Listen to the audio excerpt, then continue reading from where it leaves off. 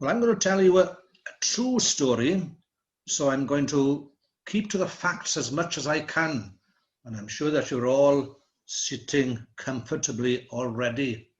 But at the same time, come with me on a journey on the back road, the mountain road from Ein Cymdogaeth to Mynachlog, and we'll wait just at the entrance to Feidir Helyg, the Willow Lane. And as the name suggests, the lane is full of willow trees. It's about 3/4 of a mile long, and the willow trees are so high, so grown, that they meet each other in the air, a canopy of willow trees, so that even during the evenings, during the night, when the stars in the sky or the moon is lit, Feidir Helyg is always very, very dark. And beyond Feidir Helyg is Glyn Seithman, a large farmstead, which we already heard about. At one time, not so long ago, probably just before the time that television and radio came prominent everywhere, all the people in Glyn Seithman in the late evenings, winter evenings, would sit around the hearth. Quite a number of sons there, uncles living there as well. The farm servants would be sleeping out in the outhouses. And the old lady would be there. And of course, in those days, how did they entertain themselves? Well, they would tell stories to each other. And very, very often, all of those stories would have to do with Feidir Helyg. And Megan was very, very worried whenever one of the boys was out late at night. She wouldn't go to bed until they came home. And she would have lots of stories to say about their escapades, and you can imagine them in front of the fire there with the flames playing on their faces and on the wall, very eerie, very dark. Neighbors would call, and they all share these stories.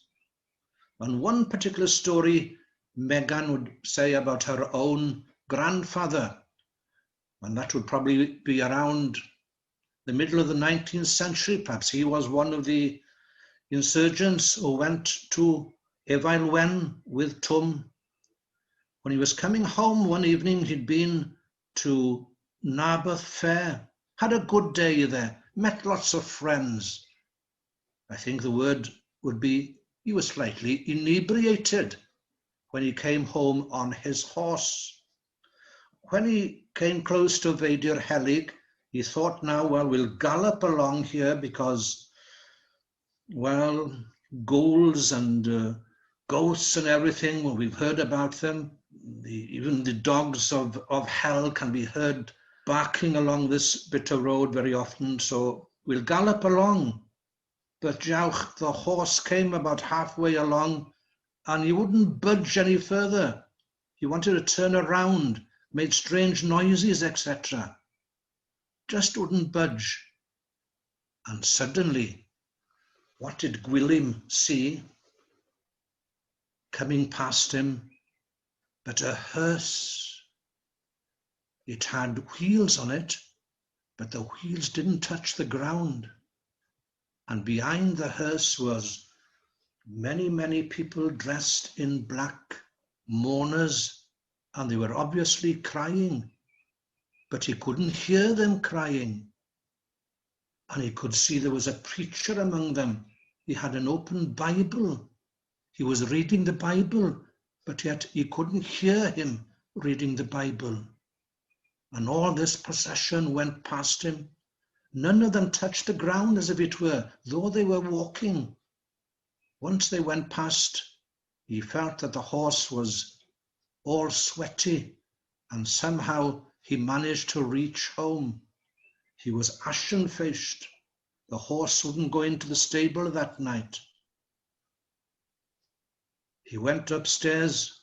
Everybody else was ready in bed, and he shivered all night. And they noticed the following morning there was something unusual about him. He was still shivering for most of the day again, and he wouldn't divulge what had happened. They could only surmise it had something to do with a strange Feidir Helyg. And you know what? The following day, a hearse left one of the cottages nearby, drawn by horses, followed by a large congregation, and with a vicar reading from the Bible.